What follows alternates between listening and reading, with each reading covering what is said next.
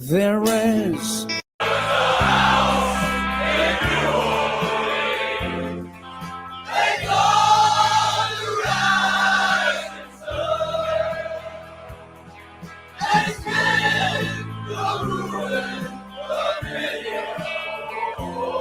and God, I know I'm one.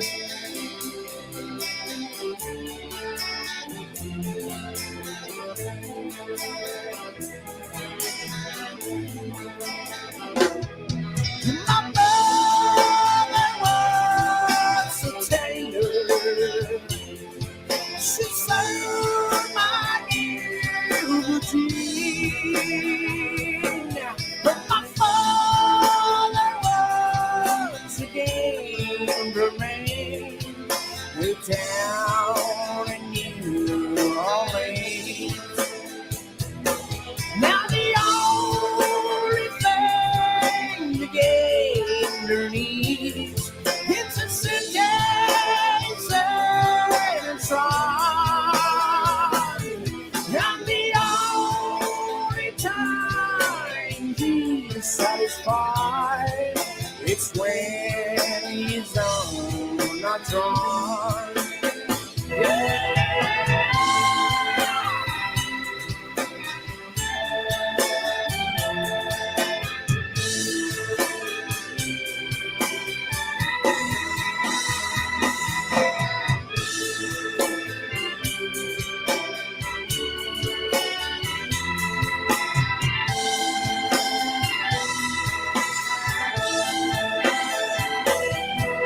Oh, mother, tell your children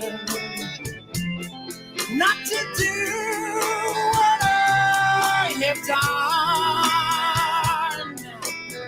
Or spend your life in sin and misery in the house of the rising sun. Well, I got one foot on the platform,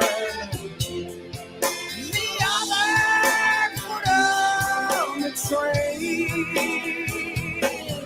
I'm going back to New Orleans to wear that ball and chain.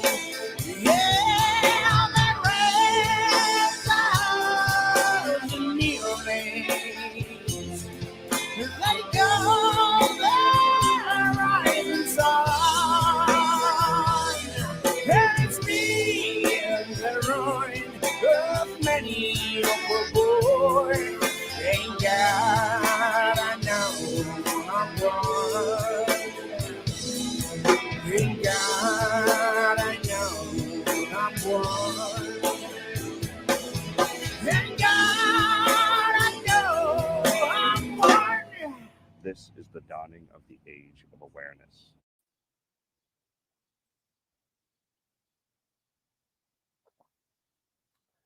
Welcome to the Real Mighty Joe Show. So first of all, if you want to come in and join the show, here's the link. It's pinned at the top of the comments. Feel free to join in. Hey, quitting time, what's up?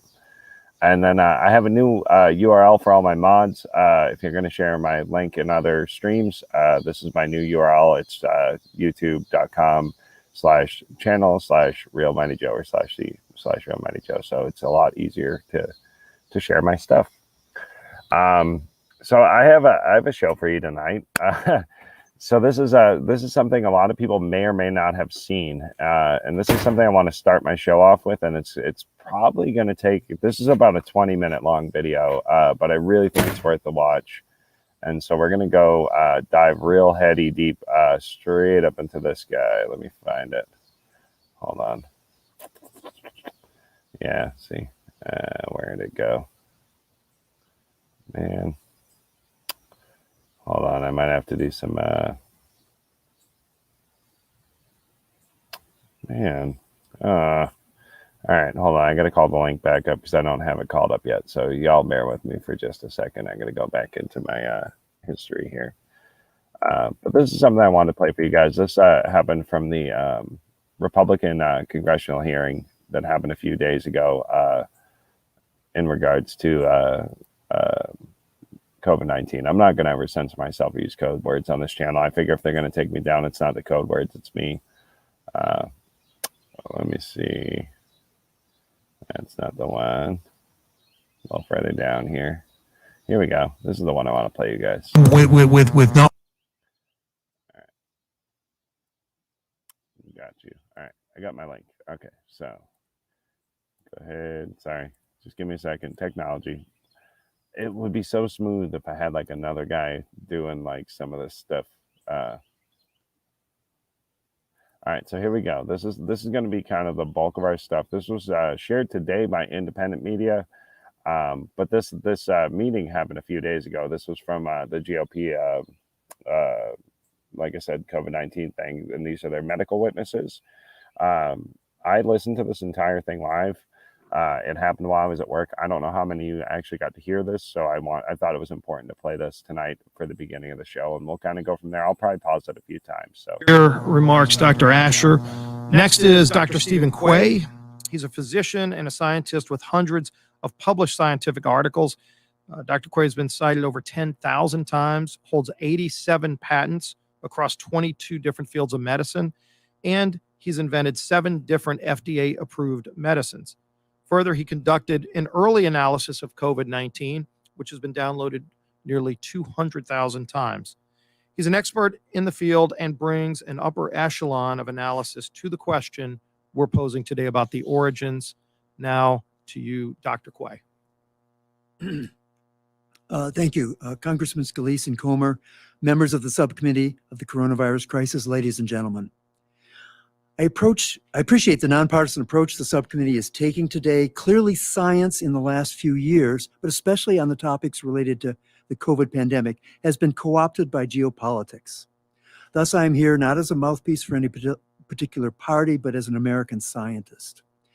I dedicate my testimony today to the more than 600,000 Americans that this pandemic has killed so far, with the hope that by clarifying the origin of COVID, we can help to prevent future pandemics and the loss of innocent lives. Given this backdrop, I will be keeping my remarks today to matters of science. I'll state facts and evidence about the pandemic that I have collected. I'll explain why those facts lead to certain conclusions, allow a particular inference, or rule out a hypothesis about the origin. Today's testimony is an effort to answer the question posed on December 30th, 2019 by Dr. Zhengji Shi, the head of coronavirus research at the Wuhan Institute of Virology. She had just been told that a novel coronavirus had caused an outbreak of pneumonia at hospitals close to her laboratory in Wuhan. In what I believe was her last unscripted public utterance, she has been quoted as saying, "Could they have come from our lab?" In the last 18 months, we've learned an intense amount about the origin of the pandemic. But one of my frustrations is that virologists and science writers around the world seem to want to ignore what has been learned and the inevitable conclusion it reveals. As inconvenient as it is, I believe the evidence conclusively establishes that the COVID pandemic was not a natural process, but instead came from a laboratory in Wuhan, China, and that it has the fingerprints of genetic manipulation through a process called gain-of-function research. So just for a second, just going to pause it here. So this guy goes really into depth about the scientific aspects of this virus, and he also goes really in depth about how gain-of-function research works. And I've got a few other things I'll present later in the show on what I think about all this. But the quitting time, I was having a weird issue with my headset on my cell phone earlier today. So just give me like a thumbs up or whatever if everything sounds good. Just let me know if everything sounds okay to you as far as my microphone and stuff right now.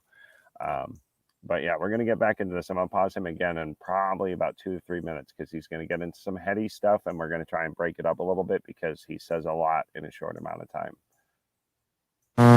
There are 6 undisputed facts that support this hypothesis. Now, as a reminder, the top left there, a little science. As a reminder, all zoonoses are diseases that involve a virus infecting an animal, the animal coming in contact with a human, and then the human being infected. The question of the origin of a zoonosis is the question of the location of the animal. In natural zoonoses, the animal is in nature, a cave, a farm, or the market. The infected human comes in contact with the animal and gets sick. For lab-acquired zoonoses, the animal is in a laboratory or in cells from an animal in a petri dish, and the human works in that lab. In deciding between a natural origin and the lab origin, there are 6 facts no one disagrees with. Number 1, the Chinese first told the world that the COVID pandemic began in the Hunan seafood market because approximately 1/2 of the early cases had been associated with that location. This would have been reminiscent of the 2 previous coronavirus epidemics, as both SARS-1 and MERS began in live animal markets. However, after 18 months of investigation, we now know it did not begin in a market in Wuhan for the following 3 reasons. First, none of the 11 patients from the Hunan market or any other market in Wuhan were infected with the earliest virus, meaning they came into the market already infected. The 4 patients with the earliest genetic version of the virus all had one thing in common. None had any exposure to the Hunan market. Second, we know in January 2020 from public scientific databases that the patient with the earliest first complete virus sequence was a 39-year-old man treated at the General Hospital of Central Theater Command of the People's Liberation Army of China, located on Wuhou Road in the Wuchang district of Wuhan, about 3 kilometers from the Wuhan Institute of Virology. After 18 months and almost 3 million viruses sequenced worldwide, this virus still remains the earliest. Second, none of the environmental specimens from the market had the earliest virus, meaning they also came into the market. This included 1,055 samples of frozen food in the market, all of which tested negative for COVID. Third, 457 animals from Hunan market were tested. All were negative for COVID. 616 animals from suppliers to the market were tested. All were negative. 1,864 wild animals from southern China of the type found in the market were tested. They were also all negative.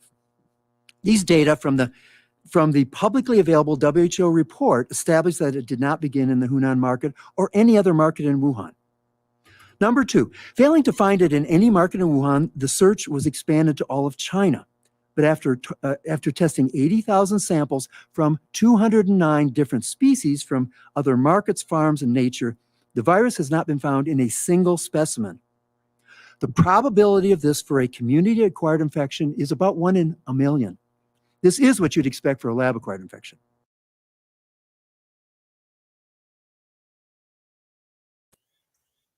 So that's just one data set he goes over. You know, we talk about trust in the science and looking at the numbers and looking at the facts.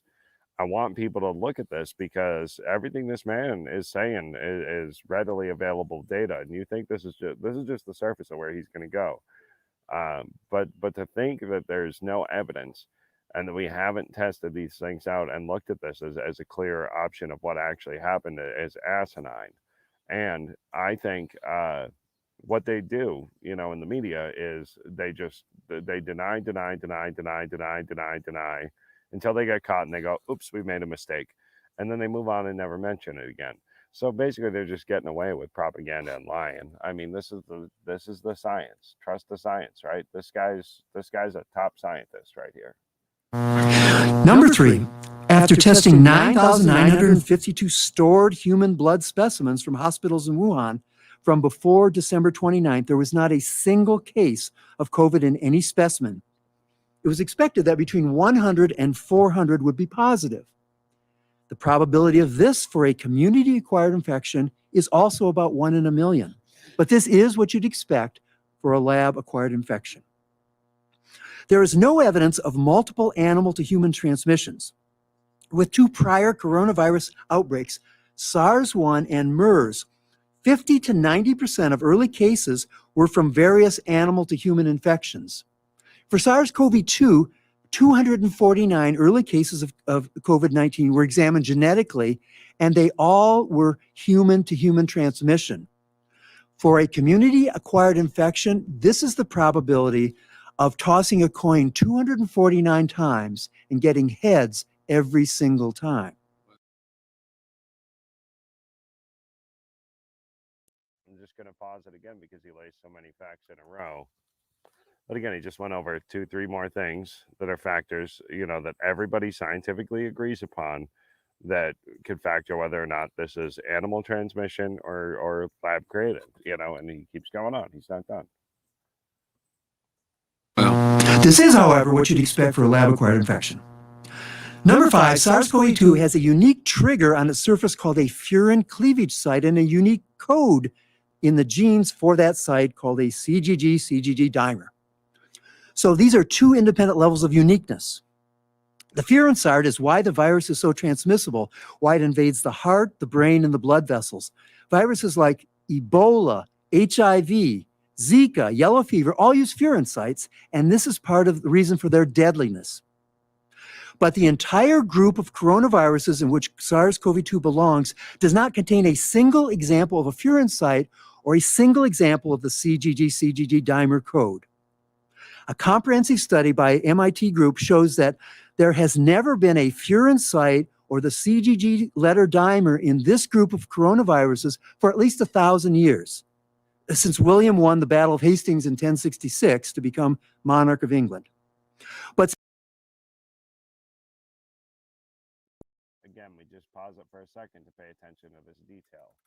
So what he's saying is that this virus has markers that since they've been studying coronaviruses, which is the flu that invades, feline corona, canine corona, human corona, all these different types of viruses. They've never seen these genetic markers and makeups ever in them, but they're consistent with man-made viruses. So we'll just keep going. Since 1992, in gain-of-function experiments, the WIV and other laboratories around the world have inserted furin sites into viruses repeatedly. It is the only sure method that always works and always makes them more infectious. And the CGG code found in COVID-19 is commonly used in laboratories around the world, including the WIV. You can literally order it from a supply company on the internet. By the way, some virologists have said, well, but Dr. Quay, furin sites and codon dimers occur in one or more other of the 4 classes of coronaviruses, and with a process called recombination, a COVID-like virus could pick one up. This is wrong for 3 reasons based on well-known fundamental biology, probably college level. Because coronaviruses do exchange genetic material so easily, the very existence and stability of these 5 distinct groups is evidence from nature that there must be barriers for exchange of genetic material. I've spoken previously about the 1,000-year stability of the group of COVID that COVID belongs to. If recombination was easy, this group would have merged into the other 4 into a single group. 2 things stop recombination from happening. And this includes research by Dr. Desick and Shi, by the way. First, recombination happens when one poor bat is infected with 2 different viruses, and during that co-infection, the genetic material gets exchanged. All right, and here's why we're all on deposit for y'all, just so you can think about a thing. And let me explain this a little bit for you all. So gain-of-function research, he may or may not have fully explained it, but basically you infect 20 mice, humanized mice that they developed in North Carolina. They'll go over all this, but you have to infect a humanized mouse with a virus. And out of the 20 mice, the mice that you infect, you pick out the sickest couple, and you extract the virus from them and you reinfect another group, and you do that same thing over and over again until it becomes a deadly virus. And that's how that's what's known as gain-of-function research, right? Now he's explaining the only way that a virus can mutate in nature is if a bat gets sick with 2 different flus at the same time, and the genetic mutation happens inside the bat during that period of time. Now, I venture to say we've had 2 variants, at least, if not 3 variants of COVID already pop up. What happens when you get vaccinated and your body is producing a spike protein that acts as a virus, and then you get a different virus? Well, are you that bat that has 2 viruses inside you? Are you now concocting another variation? Have we created something really fucking weird here? Let's keep going into this man's talk. Sorry, but that's just my personal thoughts on that. I think that's weird. Maybe now what we're seeing with the variants happens to be the effect of vaccination coming across wild coronavirus is turning into variants. I mean, it's not out of the realm of the science and possibility if we are the humanized mice they're testing this on. So here, the group of viruses that have furin sites and CGG dimers don't infect the same bat species as the COVID-like viruses that don't have furin sites. So the COVID viruses can only exchange genetic material within their group, the group that hasn't had a furin site or a CGG dimer for 1,000 years. Now, second, even if you force 2 different viruses into a cell in the laboratory, there are unique genetic sequences that are required for gene combination or recombination to occur. The hotspots where exchange can occur are different for each group and incompatible between the groups. In a clever use of this concept, Dr. Ralph Baric, a leading coronavirus scientist from North Carolina, once made a vaccine candidate that was resistant to recombination. He didn't want to recombine after he put it out in the world. He did this by using synthetic biology to change the hotspot gene sequences. Number 6, finally, SARS-CoV-2 was pre-adapted for human-to-human transmission from the very first patient. Specifically, the part of the virus that interacts with human cells was 99.5% optimized. When SARS-1 first jumped into humans, it had only 17% of the changes needed to cause an epidemic. As evidence of the relevance of this work, the UK strain, remember last fall, in the fall of 2020, that emerged and was more effective, was a change in one of those 17 few spots that hadn't been optimized at the beginning, N501Y. Some virologists may claim COVID virus was not pre-adapted and point to evidence that it has been mutating a lot since it first emerged. So again, this gets into really heady science talk, but I'm going to try and break it down for layman's terms for you guys. So basically what he's saying, he's talking about a natural-born virus would have to mutate in live hosts over and over again to become effective enough to infect things naturally. And naturally derived viruses only come up with somewhere around 70% efficacy. That's a good word. Efficiency, basically. Efficacy, though, the ability to affect. And this particular strain came on the scene out of nowhere with 90% efficacy rating, or 80 something percent, which doesn't fucking happen like in the wild. He's just going to keep going. I mean, this guy is brilliant. This testimony is brilliant. This happened about 4 or 5 days ago. Most of you probably missed this. It was not on mainstream media. It was not publicized. But this happened. This is in the congressional record as well. Making new variants like the Delta strain currently in the news. But the details tell a different story. COVID does randomly make, on average, about 1 genetic mistake every 2 weeks. So after a year of circulating the globe, it will naturally have, on average, 26 changes somewhere in its genetic code compared to when it started. But the vast majority of these mistakes are either neutral, having no effect on the deadliness of the virus, or actually detrimental, making the virus weaker. Less than 1% of the changes actually improve the virus. So how do I believe the COVID virus was taught to infect humans in a laboratory? That was a very, very important point. Did you hear that? I'm going to actually scroll that back. We're going to listen to that again, just like 10 seconds or so here. This is very important. Making the virus weaker. Less than 1% of the changes actually improve the virus. So how do I believe the COVID virus was taught to infect humans in a laboratory? A commonly used gain-of-function method to optimize the COVID virus would have been to serial passage in a laboratory on a humanized, genetically modified mouse that can develop a human-like pneumonia. You take 20 mice, you infect them, you wait a week, and then you recover the virus from the sickest mouse.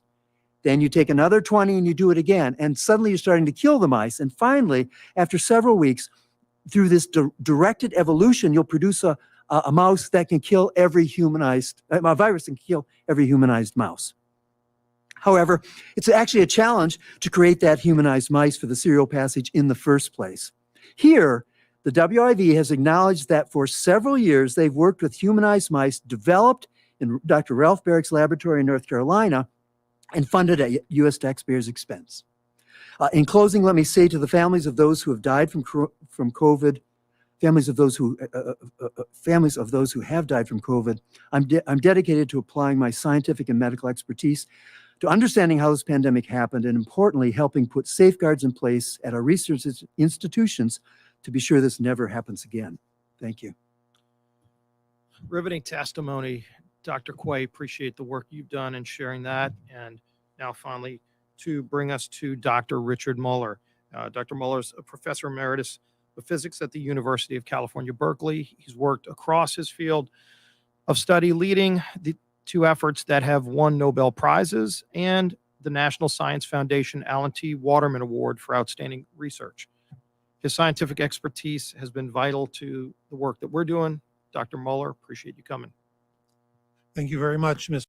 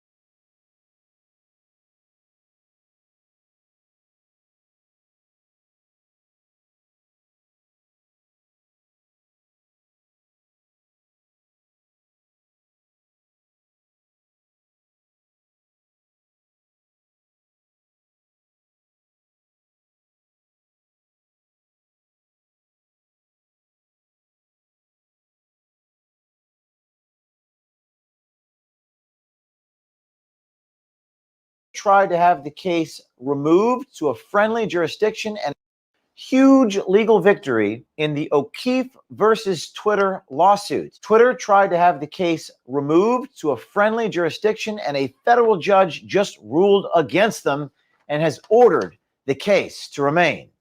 in Veritas's backyard.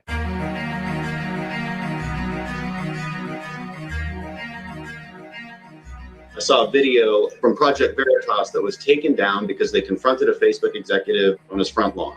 I don't have an understanding of the case, but I would imagine if we were to take a video like that down, it would be due to doxing. So we just won our first victory against social media giant Twitter. The Manhattan federal court ruled to remand, or basically means to allow the case to be brought back down from federal to state level.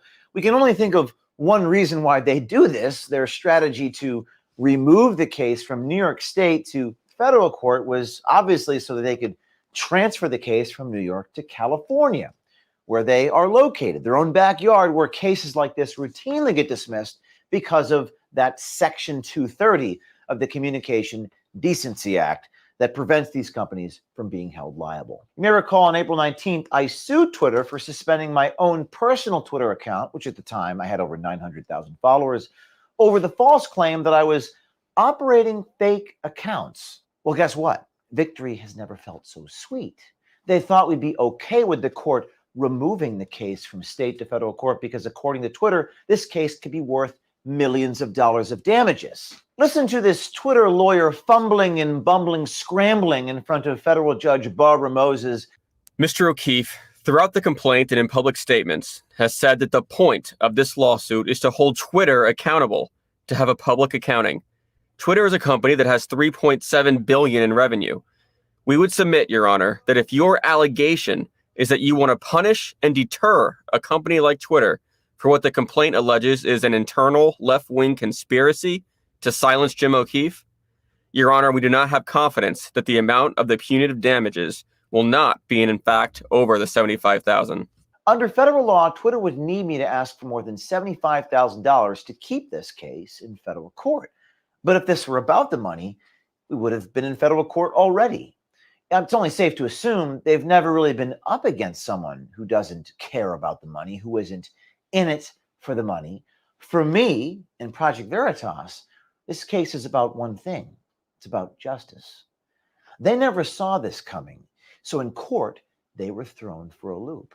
My own lawyer told the court this wasn't about the money, that we didn't want more than $75,000 in damages, and thus that the case had to be sent back to state court in New York State, where they can't rely on the dismissal-prone judges in their backyard. Just look at the transcript. Twitter's attorney, Ahmed, argues for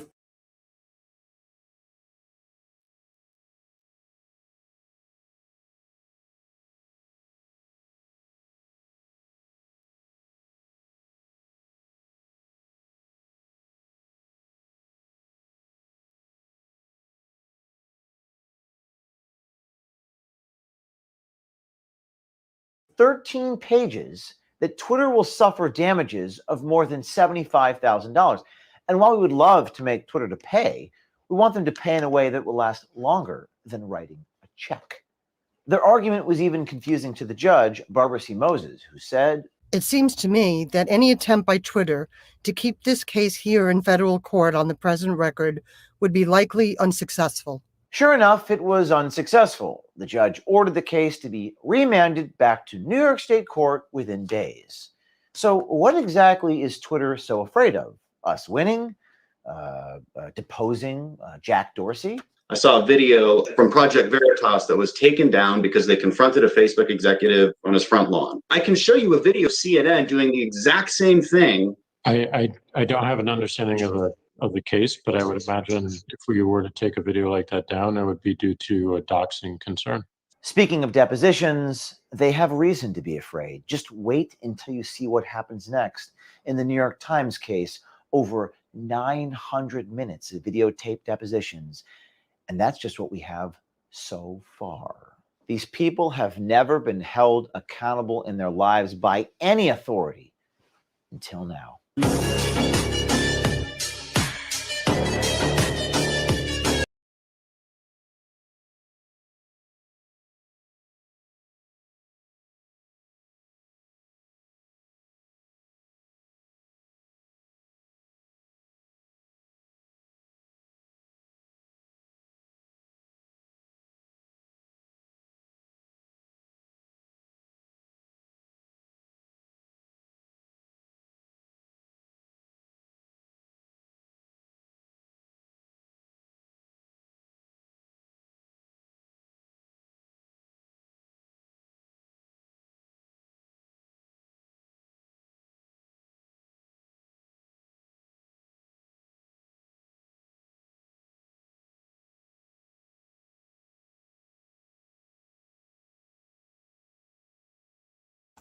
Can you hear me now? Can you hear me now? Can you hear me now? Can you hear me now? Can you hear me now?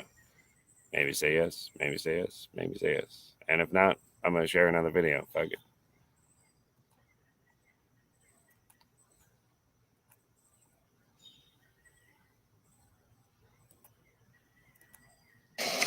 Two questions, one on oil prices and one on COVID. On oil prices, you've alluded a couple of times today to the sort of impact on actual gas prices. I think it's over $3 a gallon now. Huge amount of travel over the holiday weekend.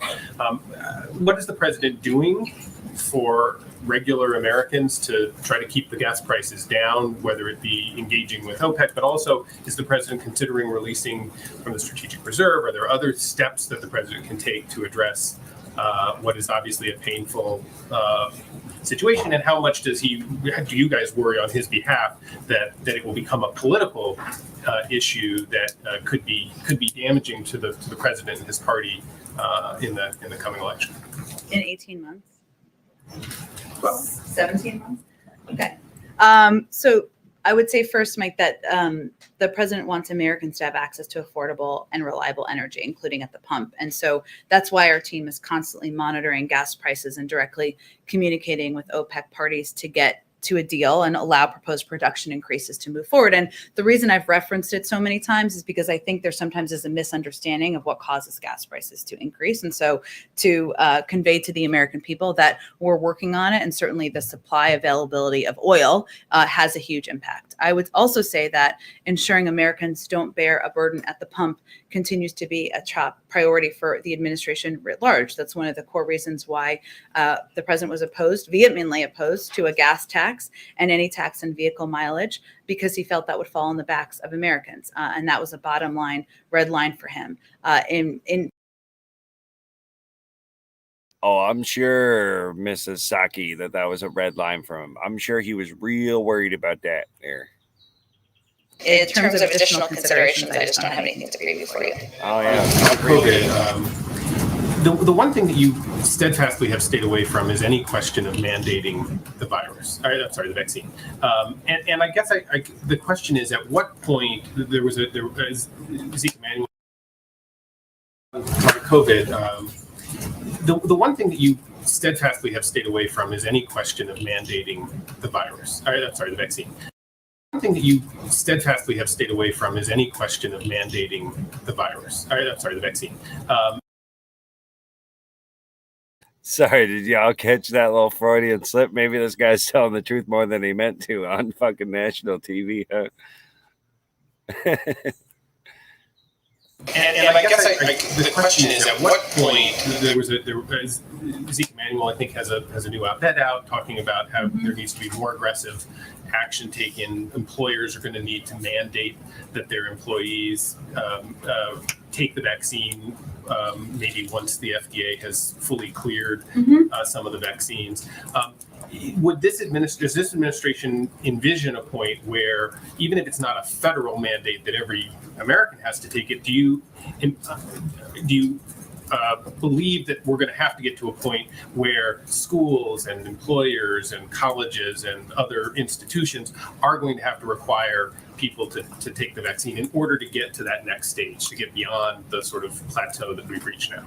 Well, we've always anticipated, and we're already seeing this happen, that some schools, universities, private schools, others will require and mandate the vaccine. And we leave it up to them to make that decision, as well as employers. And we know that different companies and private sector entities, or even learning institutions, are making decisions about how to keep their communities safe. So I wouldn't predict a federal mandate, as I'm not suggesting you're asking, but certainly we're already seeing that take place in communities across the country. Encourage employers, and would you encourage, schools, colleges to do that as a way of getting kind of a real acceleration of the vaccine adoption? We're going to leave it up to them to make these decisions. Go ahead. Sure. Thanks, Jen. Sure. A question on Nicole Hannah-Jones, who passed up a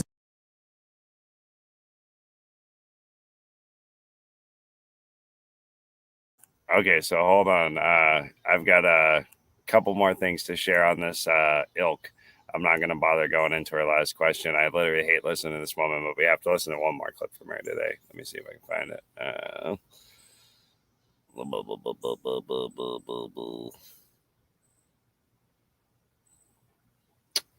Might have been this one.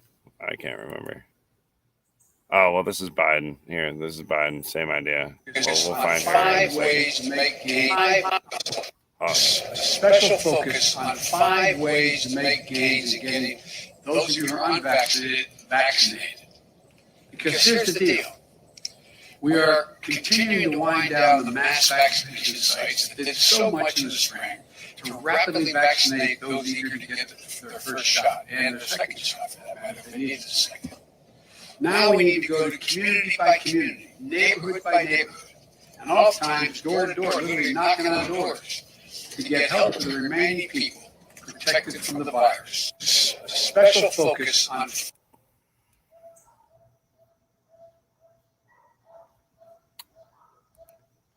Yeah, it's Joey talking about going door to door. Hold on, there's another one. Let me just see if I can find it real quick. Here we go. Here's the other one. Caleb Hall. Okay, hold on. Give me a second. I got the one more to show you from little Jenny Psaki. This one right here. There we go. Same stuff. Basically, her saying the same thing. Let's go more back to the Americans beginning. vaccinated and more healthcare settings and respond to hotspots. The president will outline 5 areas his team is focused on to get more Americans vaccinated. 1, targeted community by community door-to-door outreach to get remaining Americans vaccinated by ensuring they have the information they need on how both safe and accessible the vaccine is. 2, a renewed emphasis on getting the vaccines to more primary care doctors and physicians, something that we've seen in more healthcare settings, and respond to hotspots. The president will outline 5 areas his team is focused on to get more Americans vaccinated. So basically, so far in my show, we watched that there's some sketchy shit with the virus, lots of sketchy shit with the research, potentially vaccines, and my hypothesis could create that dual virus within the lab rat type situation where we get genetic changes in the virus, which normally don't benefit the virus, but in this particular virus it seems to, which is really weird. So who the hell knows with all that stuff. So that was like the little run on all those little media clips that stick together, because it's that's just some absolute freaking craziness if you ask me. Like, I'm sorry, if you like, are they going to be wearing armbands to identify themselves as they go door to door to mandate like medical procedures to us? Like, what the hell kind of shit are these people pulling? You know, I don't even know anymore. with over 9,000 samples. The first product is a product called D-756. Unprecedented. That didn't happen. I got something else here. We'll look at a couple other things. Let's see what else we got. Oh, man. So anyway, that's the end of that virus crap. I got a weird-ass interview with McAfee. But here, so Mrs. McAfee posted a tweet today for the first time in a hot minute. So this is John McAfee's wife. She says, I cannot begin to describe this pain I am feeling that everyone who truly loved John is feeling. I've been struggling to write this tweet since the news of John's death. I still cannot believe he is really gone. I miss you and I will love you forever, John David. All right, so it says, I've been trying to find the words to adequately express my thoughts. I am in shock, in disbelief. Really, John? Really? John should never have spent a day in prison, let alone nearly 9 months. I spoke with him twice on the morning of the 23rd. In our last conversation, we spoke about the court's decision to extradite him to the U.S. The decision did not come as a surprise to John, myself, or his lawyers. We were prepared for the Spanish courts to grant the request for extradition. We had a plan of action in place to begin the appeal process, and we discussed plans for the next stages of his legal fight. The extradition would not have happened immediately. It would have taken many months at least. Besides that, John had already won a victory before the hearing, in that 7 of the 10 charges in the case were dropped in the days leading up to his hearing. John was a fighter, and he had so much more fight left in him. He told me to be strong and not worry. We would continue to fight all the necessary appeals. His last words to me were, "I love you. I will call you in the evening," but sadly, that call never happened. The story of John's quote-unquote suicide was already prepared and presented to the public before I or his attorneys were even notified of his death. Words cannot describe how enraged I am at the fact that I had to hear the news of John's death via DM on Twitter. And now it is being conveniently reported that there was a quote-unquote suicide note found in his pocket, something that was not mentioned when I collected John's belongings from the prison, and another piece of information the media somehow got a hold of before myself and John's attorneys. I appreciate everyone's condolences and the love you have shown for John. Your love and support mean more than, I'm assuming she meant, you know. I've received countless messages, so please forgive me if I do not respond. But as I am sure you can all understand, social media is the last thing on my mind right now. I need answers, and that will take time. The investigation into John's death is still ongoing, but I will share what information I can when I can. Until then, I do not accept the quote-unquote suicide story that's been spread by the malignant cancer that is the MSM. They and their unnamed sources are not to be trusted. So that's from Janice McAfee. This is her Twitter account. You can follow her, the Mrs. McAfee. This is her Twitter. So, yeah, that's a piece I got for you guys today. Let's see what else we got. I have something kind of in the realm of that with this kind of John McAfee interview. Did I want to go there next? Hold on, I got to see what some of these other things are. Oh, there's that. There's that. Yeah, let's go here. Well, hold on. I want to check this out because I haven't actually watched this. This is something I'll be watching live with you guys because I haven't seen it yet. So this is new to me. This is a cartoon supposedly from the 30s that someone posted a thing on.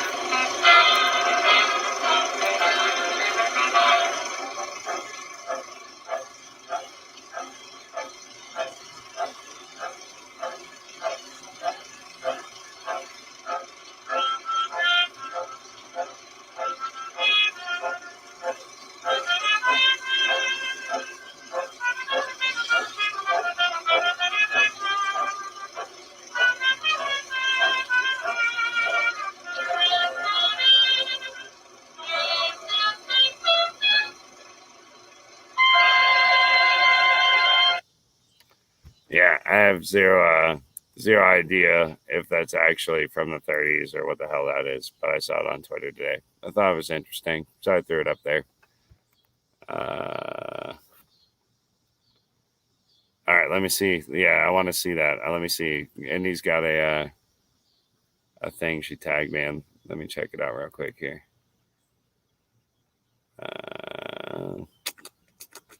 I got you, Indy. I see it. Hold on, I'm coming down here. All right, so here we go.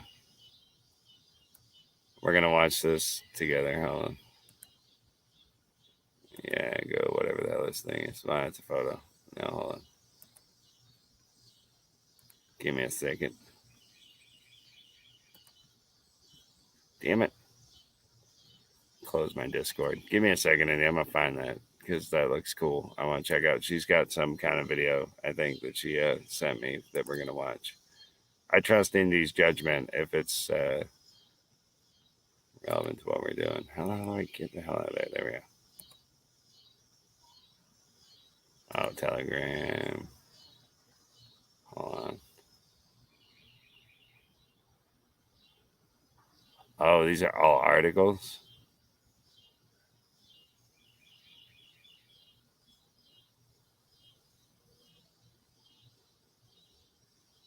Oh, she sent me something completely different. Unless there's something else she's trying to send me. I don't know if I saw what she's trying to say.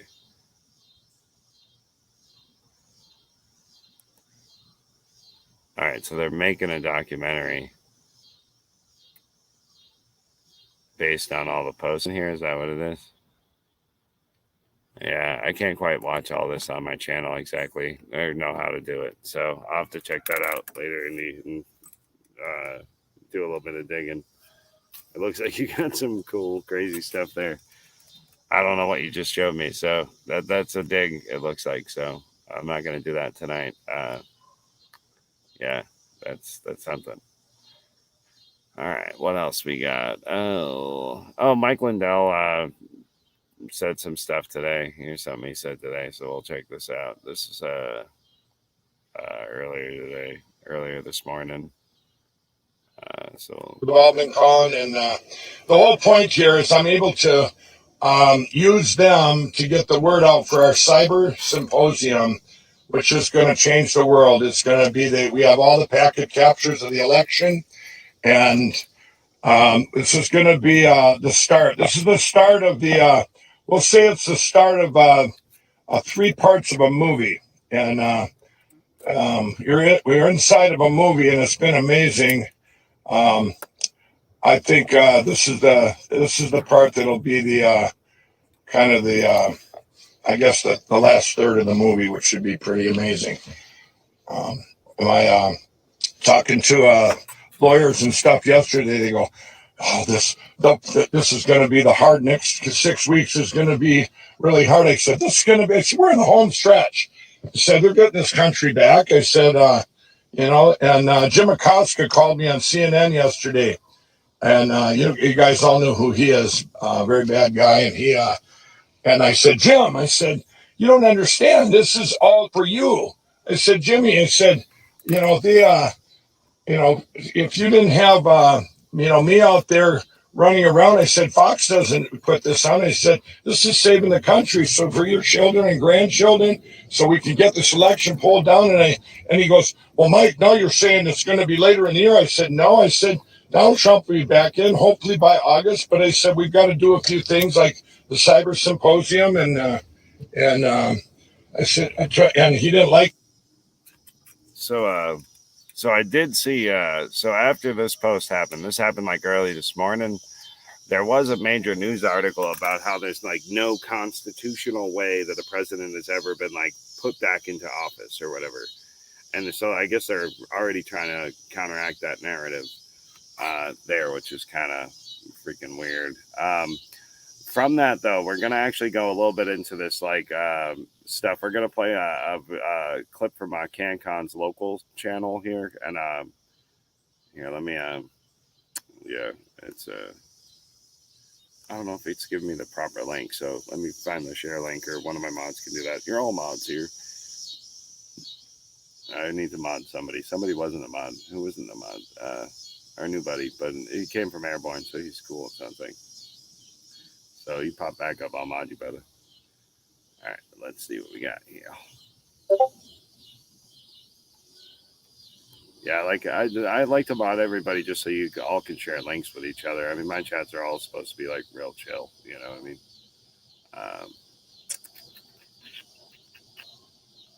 All right, well, I didn't mean to do this, but I'm going to do this next because this is fun. Information if you see information published by an enemy of the people before our censors have a chance to erase it, our fact checkers will let you know that you didn't see what you just saw. Trust us. For example, if you saw this video from Georgia of poll workers being told to leave the room, and then this suitcase filled with ballots being pulled out from under a table, our fact checkers would gladly correct this misinformation by letting you know, and I quote, "Fact check. Video from Georgia does not show suitcases filled with ballots suspiciously pulled from under a table. Poll watchers were not told to leave." As you can clearly see, you saw wrong, probably because you're mentally ill. So we corrected you. And if you see information published by an enemy of the people before our censors have a chance to erase it, that was funny to me. Oh, this is the one I'm doing. I was trying to do CanCon on locals. I got distracted by the JP Sears video, but that was fucking hilarious. that was good timing for that one. I'm going to locals. That's an easy tab. We're gonna do this one. All right, so this is a few-minute video. It's so CanCon interviewed Matt DePerno last night with Marcus D. So we're going to watch that. So the other thing we announced on the War Room today was that in Arizona, we got confirmation that right about election time, I believe it was on November 3rd. I may be off a day by that, but we confirmed that there was a security breach of the voter registration server in Arizona. And that's huge news. That's significant in many ways because that's one of the actual areas that we believe should be investigated through the present audit. And I don't know if it's part of the scope of work or not, but certainly the any security breach of the voter registration server should be investigated to find out when it happened exactly, what happened, and who did it. Now, after I put out that information today, someone told me, I had not known this, but there was actually, this information was actually turned over to the FBI back in December.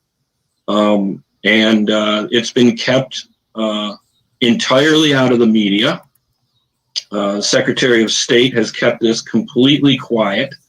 There's been no media coverage on this at all. No public announcements by the Arizona Senate or the Secretary of State or the Maricopa County itself to let the people know that there was a security breach of the voter registration server right around election time. In my opinion, that should be headline news. Should have been then. They should have been all over their county and state website, letting people know that their data was breached. That's quite significant, and we want to bring that to light so everyone knows that happened, and really move the FBI on this and find out why they've done nothing, literally nothing, for 8 months on this, and kept it entirely quiet. It sort of relates back to the idea that I feel like we're doing the FBI's job for the last 8 months. This shouldn't be, Matt DePerno and his group, studying computer systems, decompiling data, trying to figure out how these systems work, running test after test after test. I can't tell you the number of ballots we run on machines over the last 6 months, but this is something the government should be doing. The FBI should be doing this. This is right in their wheelhouse. They could have figured this out probably in a week and a half. My only assumption then is there's nothing for them to figure out. And why would there be nothing for them to figure out? Because they already know how this works. Do we know if this is an ongoing FBI investigation and that's why they're not disclosing it? And what implications does this have now to the Board of Supervisors not handing over the routers? I mean, this seems like a big deal. Well, that is exactly the reason they didn't hand over the routers and the passwords. That is the nail right there in the coffin. That is the reason. There's no other reason to not turn over those routers and passwords unless you're hiding something and covering something up. And I believe the cover up is there was a security breach of the voter registration server. If they turned over those routers and passwords, a forensic examination would reveal that quite quickly, almost instantly maybe, and they would know who breached and what they did right at election time.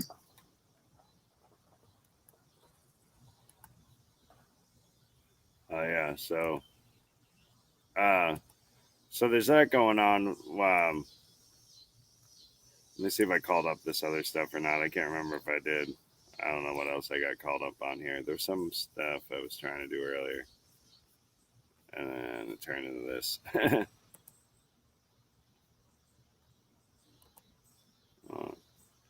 Ain't what I'm trying to do. I'm just looking around to see what I got. Let's see if Airborne Poet's video's uploaded. Yeah, it looks like Airborne said he was uploading something. So I'll keep refreshing, man, and when your video pops up, we'll play it. We already did that. Actually, here, so let's go back and listen to the second witness, because I didn't finish the medical witnesses. I just wanted to break the show up a bit and not beat that 20-minute video to death. So let's go back in, and we're going to actually check in and listen to the second guy here. What's he got to say? Ooh, look at that. It's like stretching me out. Mr. Scalise, I Does that look appreciate weird on your screen? you doing Right this. It's extremely important. bugging out on Having just Let me know if listened my mic to fucks up Dr. again. Quay's comments, I think we need to recognize the power of science. And previous speakers have said that we may never know the origin. I think that is incorrect. I think when we bring the power of science to this, we can reach conclusions that are very powerful. Dr. Quay has covered most of the science that is most relevant. I would like to emphasize 5 points, each of which is capable of separating and distinguishing between a natural origin, a zoonotic origin, and the lab origin. So let me just draw your attention to these 5. The first one is the absence of a pre-pandemic infections. He mentioned that.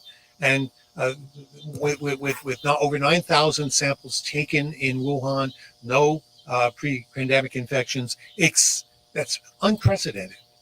That didn't happen in MERS, didn't happen in SARS, doesn't happen with other viruses. Unprecedented. It's very difficult to explain. Papers are being written trying to explain it, but those papers aren't evidence. They're what you do when you're stuck and the evidence disagrees with you. The absence of a host animal. If you look at Research Institute, Dr. conclusions that are very powerful. I want to hear that twice, man. Dr. Quay has covered most of the science that is most relevant. I would like to really emphasize 5 points, each of which is capable of separating and distinguishing between a natural origin, a zoonotic origin, and the lab origin. So let me just draw your attention to these 5. The first one is the absence of a pre-pandemic infections. He mentioned that.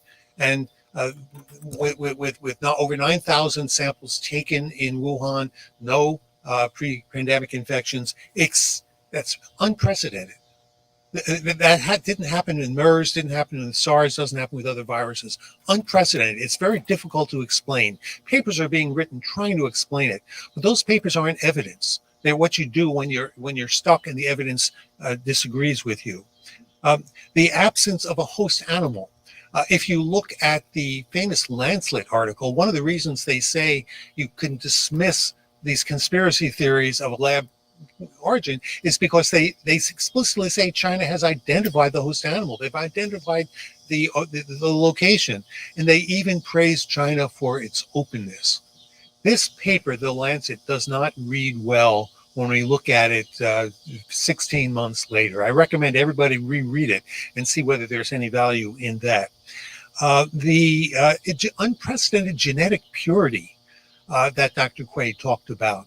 Again, MERS, SARS, previous viruses don't have this, but it is exactly what you would expect if you've gone through gain of function. So each one of these things is compelling. By itself, if we had any one of the 5 things, these are 3 of them, we should conclude that the evidence strongly favors the lab origin. The spike mutation.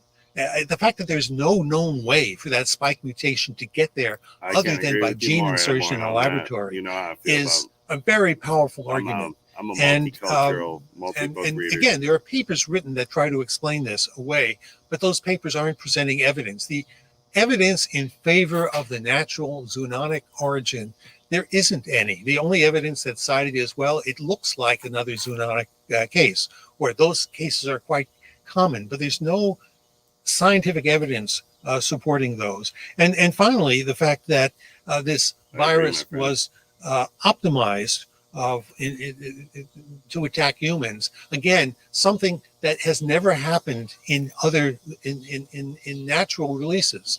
But it does happen if you run it through the gain of function. So there's really all of the scientific evidence argues in favor of the laboratory origin. The papers against it, the famous paper by Christian Andersen in Nature Medicine, his argument against the lab leak case was the fact, his claim that the spike protein had not been optimized, and it certainly would have been. That is his one argument against it in that paper that is so widely quoted. But recent evidence, as Dr. Quay talked about, shows that it was 99.5% optimized. I'm going to end with a little anecdote, a story of that is horrifying and more frightening than almost anything else in my life. In the early days when I was trying to teach myself virology, I called several of my friends who are expert in virology. One of them, I asked him if he could help me review some of this literature, the literature that suggested that there was a lab leak. And he said, no, I'm sorry, Rich, I can't do that. Well, okay, is there someone in your lab who could do it? No, nobody in my lab will do it. Well, why not? Well, let me be candid. If anybody in my laboratory is discovered to be working on a laboratory leak hypothesis, China will label us enemies of China, and the laboratory will be blacklisted, and we will no longer be able to collaborate. We collaborate all the time with China. Nobody will take that risk. This is one of the most chilling conversations I've had in my life. The idea that China has managed to interfere, to break the United States freedom of expression, freedom of investigation, freedom of thought, by through this collaboration effort, really scary. So, let me just say that some people say we will never know, not until China confesses, or unless there's a whistleblower. Well, we have a whistleblower. It was the virus itself. It came here, it came out of China, it came to us, and it carried with us genetic information.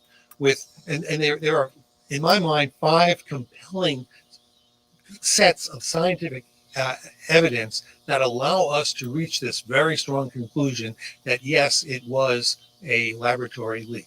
Thank you very much. Yep. Thank you. There you go. So yeah, I mean, between those 2 doctors' testimonies, so we started the show. If you missed the beginning of the show, we started with the first doctor for about 10-15 minutes.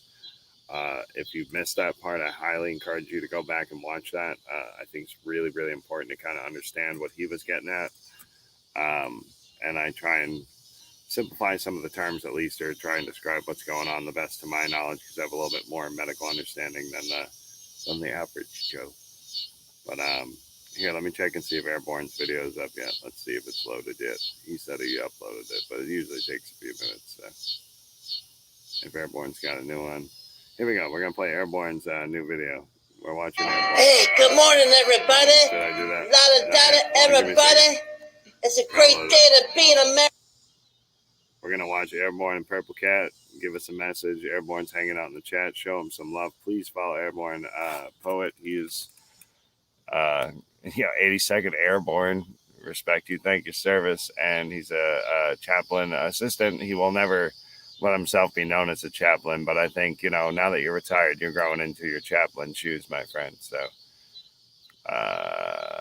is this the newest one? I gotta make sure I got the newest one. Hold on. July 6th. That's the one. All right. Yeah, there we go.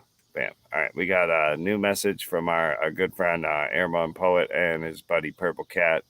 So check this dude out. He's a veteran, making videos, just trying to spread the word. Really what he's doing is connecting patriots. So we got a patriot hanging out tonight that came to me through Airborne Poet, and I actually haven't checked his channel out yet, so I'll make sure to do that tonight. And if you just comment again, buddy, I'll make you a mod, and then you can go ahead and post your link in the channel, link in the chat, and I'll check it out. But here we go. We got a message straight up, fresh off the press, from our good buddy Airborne Poet and his buddy Purple Cat. So let's go. Hey, good morning, everybody. Everybody. It's a great day to be an American patriot. airborne poet's been getting all distracted with his mom's medical problems. But I've been getting him focused on doing his job. Chaplain assistant of the 82nd What's up, buddy, man? Airborne. Airborne poet. He's been Giving out around. the word, the messages about what chaplain's doing what. Yeah, see, that's what I think I'm doing in my little kind of crazy trip here, where I feel like Jesus and Behizzi give me my job back. This is like Behizzi's veteran voc rehab program.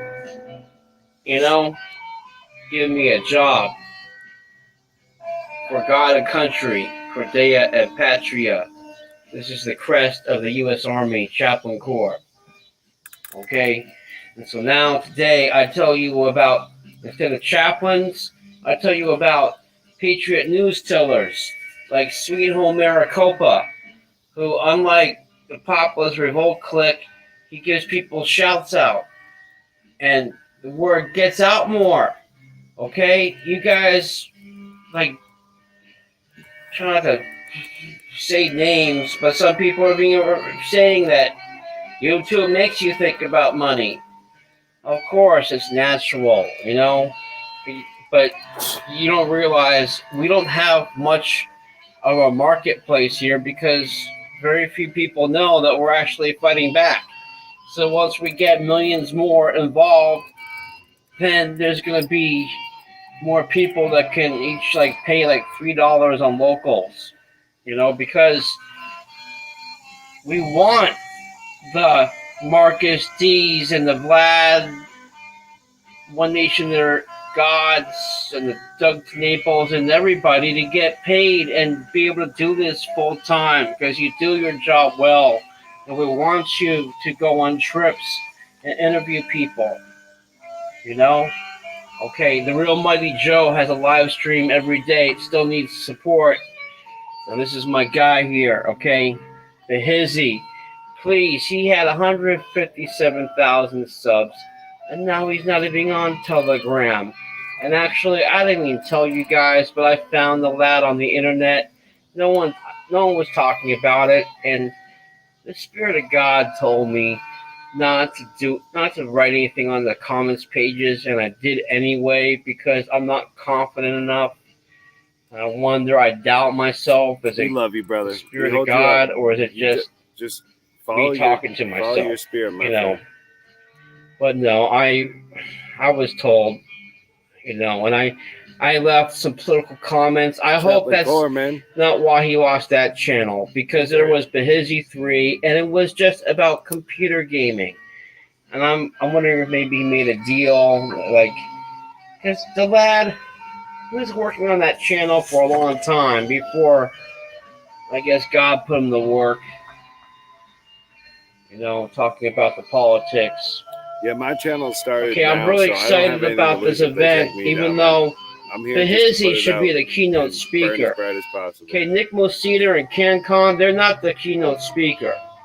I have other videos about the keynote speaker, okay?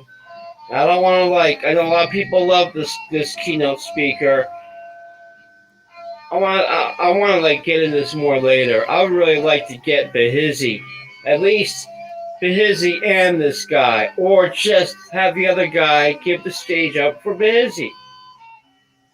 Okay, because Behizzi, he's the one that we need to get this message out to people. That's what God chose him. Okay? He always gives credit to Jesus. He sticks to his faith. You know? Okay, so question is, who is going to have this? Who's going to play this? You know, don't tell people not to live stream the president's speech. We need that. We're going to go along with the enemy. I mean, I understand you don't want to show it because you've already lost your channel so many times and you've got bills to pay. But look, there's plenty of people. Just let me get some things set up for my mom, and I'll lose this channel. You know, there's so many people willing to lose channels. for the country. But, remember, for some, it's channel before country. Yeah. True You story. know, Well, me, it's maybe always they don't mean country it to before be like channel, that. my friend. But for the grace of God, there go I. It's easy to judge when you're not in that position. Yeah. I don't have a show with I'm not feeding myself up. This is a 100,000 hobby. subs, I'm a and different then I person. lose it, and I have to rebuild again. I'll have that. Yeah, Anyway, Constitution vet. I haven't been telling you about this dude too much because he does a lot of history classes. Constitution He's not vet's really awesome. talking about what's going on today enough, in my opinion. So maybe do more of that. Okay, but the thing is about this man is he's one of the first three. It was myself, Independent Mini, and Constitution Vet were mods for Behizzy's live stream. Nice. And Behizzy asked us all to start channels. Yeah, I got okay, and he's one of the guys that did. So I'm glad to be part of your family. And I told you about these guys. And, well, it's 6 minutes. Sorry I'm late. I wasn't even going to do this show. No, you're awesome, man. So, my mom, it's just unbelievable what we're going through with her doctors right now. Okay. Yeah. So, yeah, well, I'll pray for her right now, actually. We'll do that right now. So let's, thank you, Chaplain. I know you call yourself a chaplain assistant, but you're acting, real brave. So his job, back in the day, basically was, in the military, he would tell everybody where all the chaplains were doing all the things. So he was kind of like the prior, the town crier. That's like his military job. He'd be like, hey, you can get service here. These guys are going out on a recreation trip here and doing a fishing trip and this and that. And so that's what he's doing for us now. He's just calling out channels and different people that are doing stuff, man. I feel blessed to be on your list, a short list of people, but I know he's got more, and he's just he's trying to help people get the word out, so check him out. And he reads some different prayers and does some really cool stuff. If you're into all that, you really dig his stuff. I'm absolutely sure. So Airborne Poet, he's a member of the family. Absolutely check him out. Hardcore. All right, what we got else? Yeah, she does. We just don't know where the hell she's at nowadays. I had an imposter Gibba. I don't know how to handle that because the other one hasn't come back. So I got Indy on the case. We're just it's fine. Gibba's a mod on every channel. Yeah, everybody's a mod here. Gibba just gets to watch here. It's cool. We've talked about it in Discord. She's not butthurt about it, so we don't have to worry about that. Yeah, he is. He's on Telegram. He is. Yeah, he is. Yep. Oh yeah. Yeah, no, exactly, man. No, dude, I believe in you. How about this, man? You need somebody to believe in you. I believe in you, brother. And I sent you my email. I sent you an email to your Proton mail, and it's the subject's Real Mighty Joe. It's from my personal email, so feel free to email me anytime, man. We can start a private dialogue there anytime. We can talk. If you ever want to exchange numbers and talk on the phone, I'd be more than willing to do that with you, my friend. Absolutely.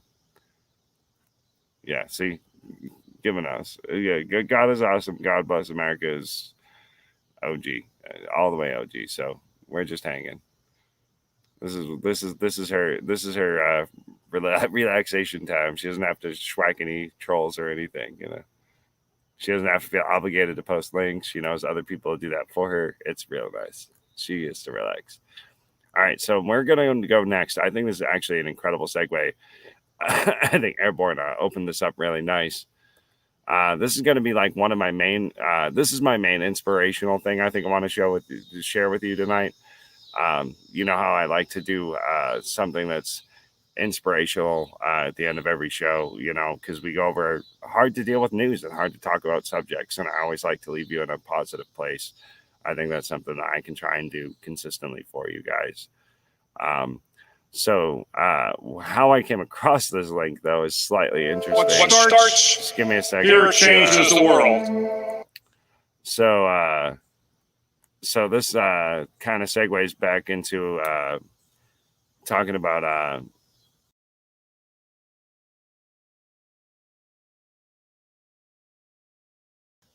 Sorry, I'm pulling myself from the stream. So this goes into my segue earlier where we were talking about John McAfee. So there's this YouTube channel called yeah, exactly. Yeah, you're backdoor modding. You're the backdoor mod. So you can yell at us in the comments and be like, mods, we need help. Mods. We need someone to scream mods for us. And if everybody's a mod, someone needs to scream the word mods when someone's being a jerk. But in general, as far as whacking people, I don't care as long as people aren't just like repetitively spamming the comments. I don't care what people say, you know. To a point, I'll point back just so I say it vocally because my mic wasn't working earlier. Homeboy who came in through Airborne, he's like, smash that like button like you'd smash liberal faces. And it's like, I personally don't condone violence at all whatsoever. I'm very proficient in violence.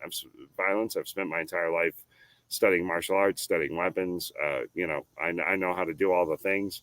But the way I look at it is everything is always in self-defense. I'm never going to be the first person to go kinetic, but I will be the last person every fucking time. And I promise you that. And that's the way I like to be with that. So, yeah. So she's our mellow yellow mod. You're our narc. You could be like pretending to be chill in the comments, like to any trolls, and they'll just think you're not a mod, you know? We need you. You'll be our like insider.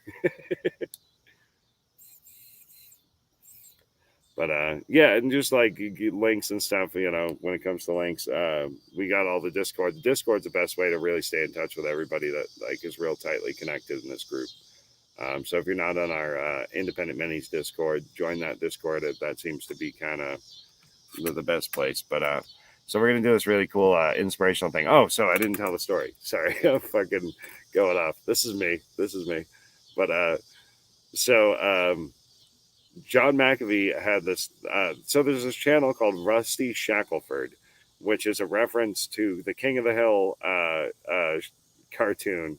And Dale, the like crazy guy who always thinks the CIA is after him, his alias, which is or isn't him, or isn't his brother, is this guy named Rusty Shackelford. And so this YouTube channel came up out of nowhere during the Epstein stuff when he got arrested, and this. YouTube channel Rusty Shackelford started posting drone footage from Epstein Island. It's still up on YouTube. You can still check it out. I'm subscribed to it. I'm playing it directly from this channel, and we play the link. But out of nowhere, hadn't posted in over a year, Rusty Shackelford, and a lot of people thought that it was John McAfee because he was off the coast of Epstein's Island at the time in a yacht, like running from the cops, and he had lots of drones and technology. And he got like cops emptying places out. He got like all sorts of really in-depth footage of that island. If you haven't seen that, it's all on the channel. I'll post a link to. So out of nowhere, a year later, 2 days ago, they started posting links out of nowhere. All this real inspirational crap, and it just the channel just came back to life. And again, people theorized it was John McAfee. So I don't know what this is. If this is a symbol that he's active or whatever. But this is one of the things that was posted on his channel, and I've heard this before, and it's really brilliant and excellent. So I wanted to share it with you for my inspirational piece for the night. And this is actually quite a long one, too. So we'll end the show with a really good inspirational talk here. But love you guys, and feel free to jump in the comments. I'll here changes the world.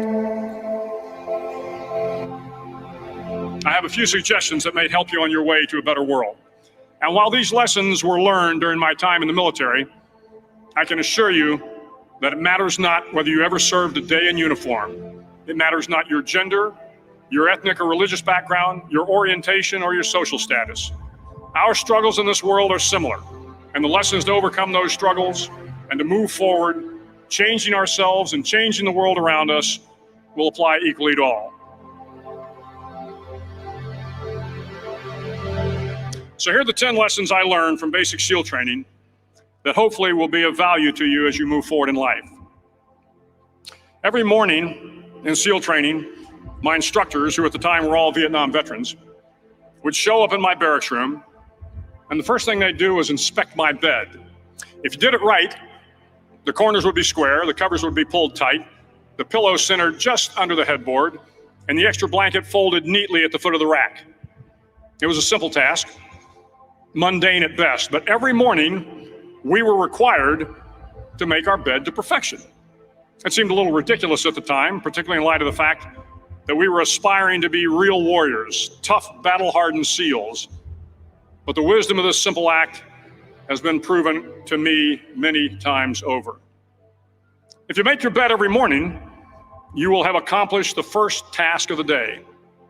It will give you a small sense of pride, and it will encourage you to do another task, and another, and another. And by the end of the day, that one task completed will have turned into many tasks completed. Making your bed will also reinforce the fact that the little things in life matter. If you can't do the little things right, you'll never be able to do the big things right. And if by chance you have a miserable day, you will come home to a bed that is made, that you made. And a made bed gives you encouragement that tomorrow will be better. So if you want to change the world, start off by making your bed.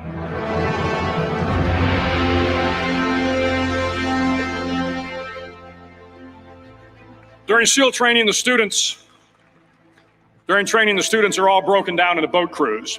Each crew is 7 students, 3 on each side of a small rubber boat, and 1 coxswain to help guide the dinghy.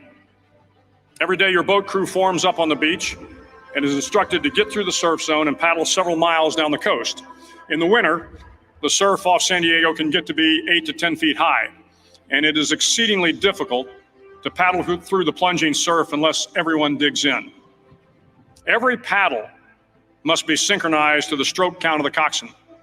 Everyone must exert equal effort, or the boat will turn against the wave and be unceremoniously dumped back on the beach. For the boat to make it to its destination, everyone must paddle. You can't change the world alone. You will need some help.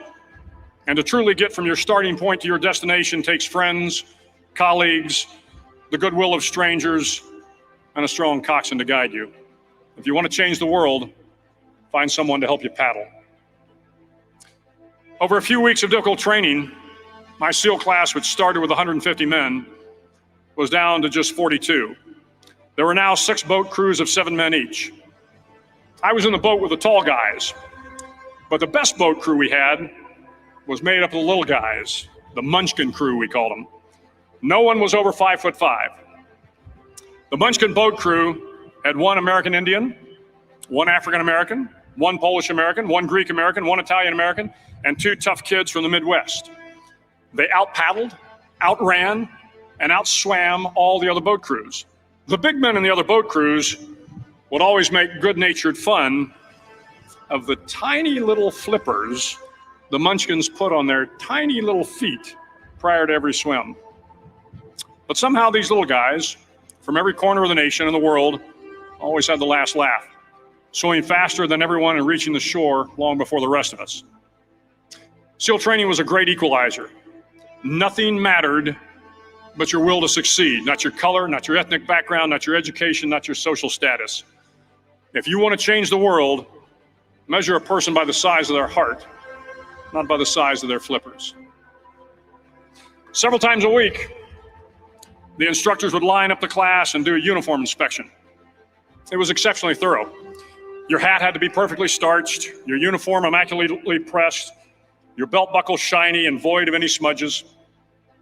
But it seemed that no matter how much effort you put into starching your hat or pressing your uniform or polishing your belt buckle, it just wasn't good enough. The instructors would find something wrong. For failing the uniform inspection, the student had to run fully clothed into the surf zone, then wet from head to toe, roll around on the beach until every part of your body was covered with sand. The effect was known as sugar cookie. You stayed in the uniform the rest of the day, cold, wet, and sandy. There were many a student who just couldn't accept the fact that all their efforts were in vain, that no matter how hard they tried to get the uniform right, it went unappreciated. Those students didn't make it through training. Those students didn't understand the purpose of the drill. You were never going to succeed.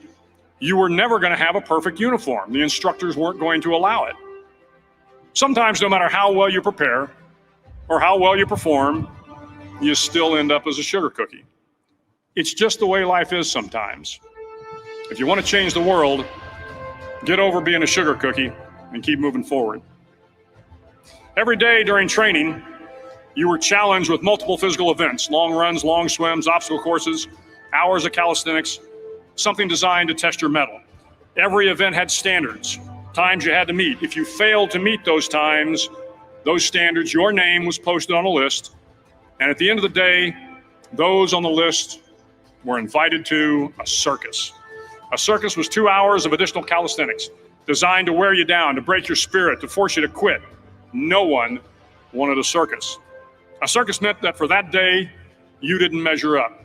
A circus meant more fatigue, and more fatigue meant that the following day would be more difficult and more circuses were likely. But at some time during SEAL training, everyone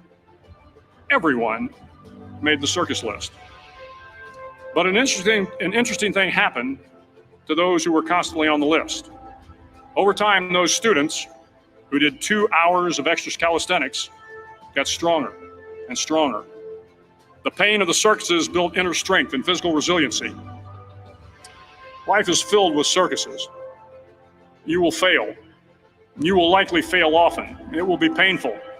It will be discouraging. At times, it will test you to your very core.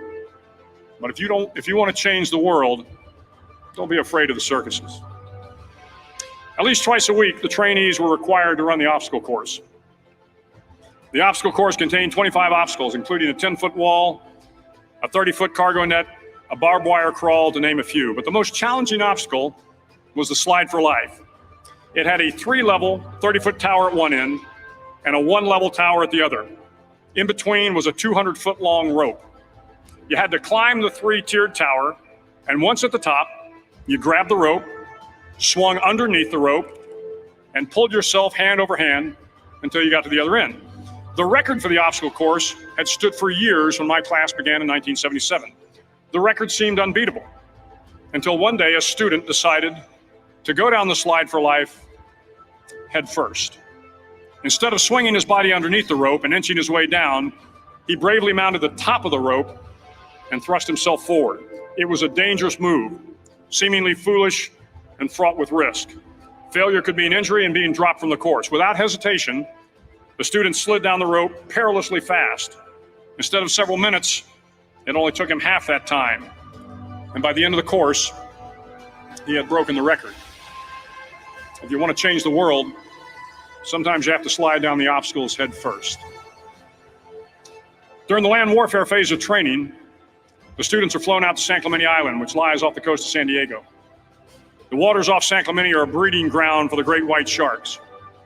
To pass SEAL training, there are a series of long swims that must be completed. One is the night swim.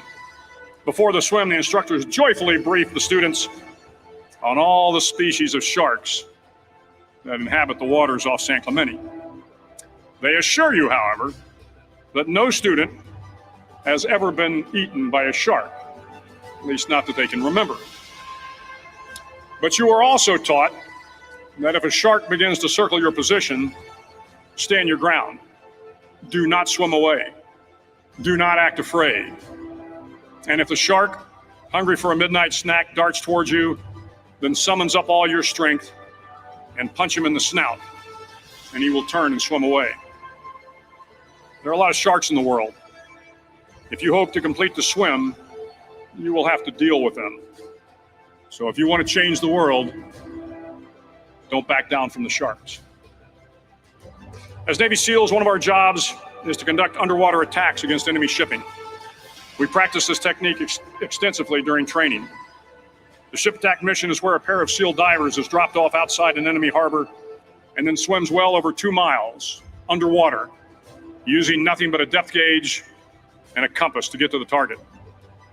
During the entire swim, even well below the surface, there is some light that comes through. It is comforting to know that there is open water above you. But as you approach the ship, which is tied to a pier, the light begins to fade. The steel structure of the ship blocks the moonlight. It blocks the surrounding street lamps. It blocks all ambient light. To be successful in your mission, you have to swim under the ship and find the keel, the center line, and the deepest part of the ship. This is your objective. But the keel is also the darkest part of the ship, where you cannot see your hand in front of your face, where the noise from the ship's machinery is deafening, and where it gets to be easily disoriented and you can fail. Every SEAL knows that under the keel, at that darkest moment of the mission, is a time when you need to be calm, when you must be calm, when you must be composed, when all your tactical skills, your physical power, and your inner strength must be brought to bear. If you want to change the world, you must be your very best in the darkest moments. The 9th week of training is referred to as Hell Week. It is 6 days of no sleep, constant physical and mental harassment, and one special day at the Mud Flats. The Mud Flats are an area between San Diego and Tijuana where the water runs off and creates the Tijuana Sloughs, a swampy patch of terrain where the mud will engulf you. It is on Wednesday of Hell Week that you paddle down to the Mud Flats and spend the next 15 hours trying to survive this freezing cold, the howling wind, and the incessant pressure to quit from the instructors. As the sun began to set that Wednesday evening, my training class, having committed some egregious infraction of the rules, was ordered into the mud. The mud consumed each man till there was nothing visible but our heads. The instructors told us we could leave the mud if only 5 men would quit. Only 5 men, just 5 men, and we could get out of the oppressive cold. Looking around the mud flat, it was apparent that some students were about to give up. It was still over 8 hours till the sun came up. 8 more hours of bone-chilling cold. The chattering teeth and the shivering moans of the trainees were so loud, it was hard to hear anything. And then one voice began to echo through the night. One voice raised in song. The song was terribly out of tune, but sung with great enthusiasm. One voice became 2, and 2 became 3, and before long, everyone in the class was singing. The instructors threatened us with more time in the mud if we kept up the singing, but the singing persisted. And somehow the mud seemed a little warmer, and the wind a little tamer, and the dawn not so far away. If I have learned anything in my time traveling the world, it is the power of hope. The power of one person, a Washington, a Lincoln, King, Mandela, and even a young girl from Pakistan, Malala. One person can change the world by giving people hope. So if you want to change the world, start singing when you're up to your neck in mud. Finally, in SEAL training, there's a bell. A brass bell that hangs in the center of the compound for all the students to see. All you have to do to quit is ring the bell. Ring the bell, and you no longer have to wake up at 5 o'clock. Ring the bell, and you no longer have to be in the freezing cold swims. Ring the bell, and you no longer have to do the runs, the obstacle course, the PT, and you no longer have to endure the hardships of training. All you have to do is ring the bell to get out. If you want to change the world, don't ever ring the bell. It will not be easy. Start each day with a task completed. Find someone to help you through life. Respect everyone. Know that life is not fair and that you will fail often. But if you take some risks, step up when the times are the toughest, face down the bullies, lift up the downtrodden, and never, ever give up. If you do these things, the next generation and the generations that follow will live in a world far better than the one we have today. And what started here will indeed have changed the world for the better. Thank you very much.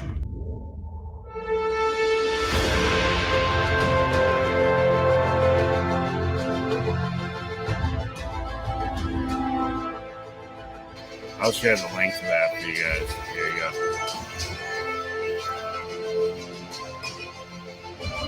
Yeah, pretty incredible, right?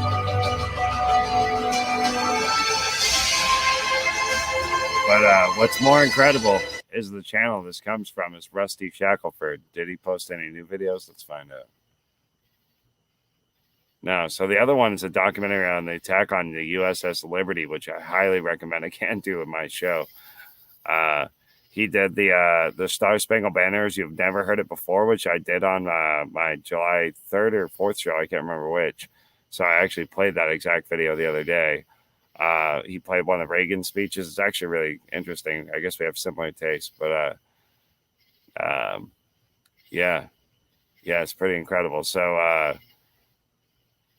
we got I guess we'll end with this. We're gonna end with the Trump never give up. Again, this is off of Rusty Shackelford's channel, which some people think potentially is John McAfee. So we have no idea, but he uploaded all this shit the other day. So let's watch this one. 6 minutes, and I'm gonna say goodnight. Years from I gotta now, eat after that. some I'm of good them then. may look back and ask themselves whether they've made the right choice, whether they've made the most of the opportunities they've been given. Together, we have the same mission. Over the course of your life, you will find that things are not always fair.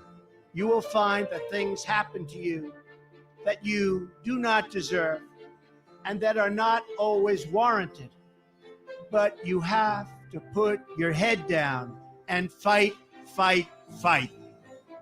Never, ever, ever give up. Don't give in, don't back down, and never stop doing what you know is right. Nothing worth doing ever, ever, ever came easy. And the more righteous your fight, the more opposition that you will face. In your hearts are inscribed the values of service, sacrifice, and devotion. Now you must go forth into the world and turn your hopes and dreams into action. America has always been the land of dreams because America is a nation of true believers. When the Pilgrims landed at Plymouth, they prayed. When the founders wrote the Declaration of Independence, they invoked our Creator 4 times. Because in America, we don't worship government, we worship God. It is why our currency proudly declares, "In God we trust."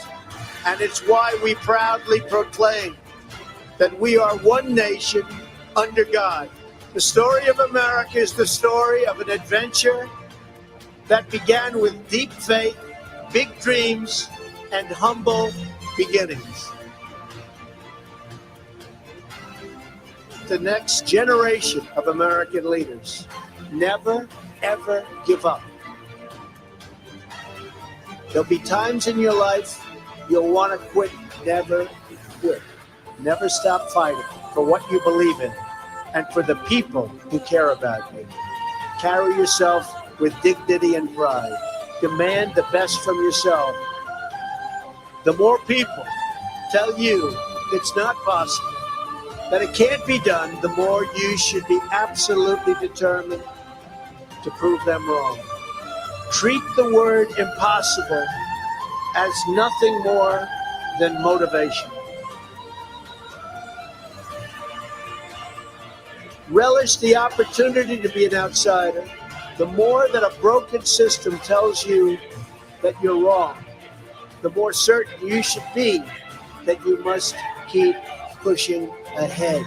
You must keep pushing forward. And always have the courage to be yourself.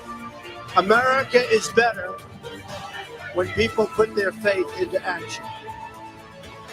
Pray to God and follow His teachings. Today, each of you begins a new chapter as well. When your story goes from here, it will be defined by your vision, your perseverance, and your grit. You will build a future where we have the courage to chase our dreams no matter what the cynics and the doubters have to say. You will have the confidence to speak the hopes in your hearts and to express the love that stirs your souls. As long as you have pride in your beliefs, courage in your convictions, and faith in God, then you will not fail. As long as America remains true to its values, loyal to its citizens, and devoted to its Creator, then our best days are yet to come.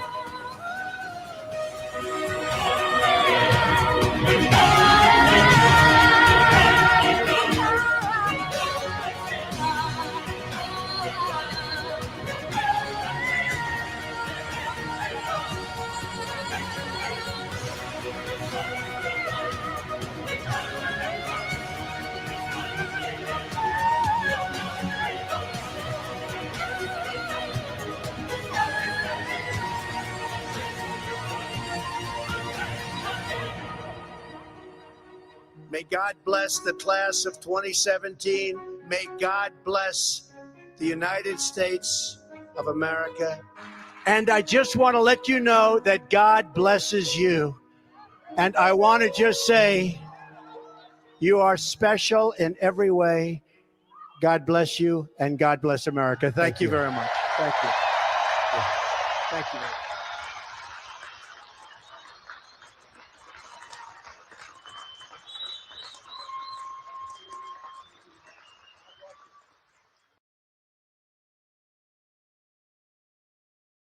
All right. Well, that feels like a sufficient message to end on. Is what he said. Never give up. I'm here with you guys. I'm here for all this, and I'm not gonna stop. I will continue to curate the internet for you and show you what I find interesting. And I'm glad for everybody who takes the time to check in and hang out. So I appreciate you all, and I hope you have a wonderful night. And yeah, I'll keep doing daily shows pretty much in general, unless I feel like I need to take a day off, in which case I'll take a day off. But oh, and now that I have 100 subscribers, just real quick, a little housekeeping. I do have a new URL to all my mods. It is now like a customized URL.